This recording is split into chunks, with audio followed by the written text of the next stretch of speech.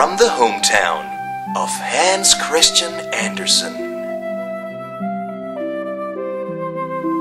First came Volume 1.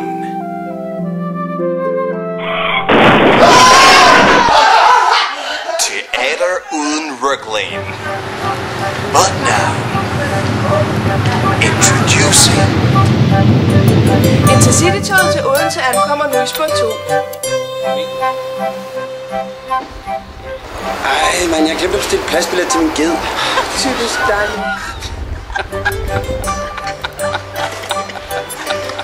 De er sådan lidt nogle store brød, ikke? Og lidt nogle... Ja, de er sgu lidt nogle idioter, altså, men... Volume 2. Hopefully arriving autumn 2008.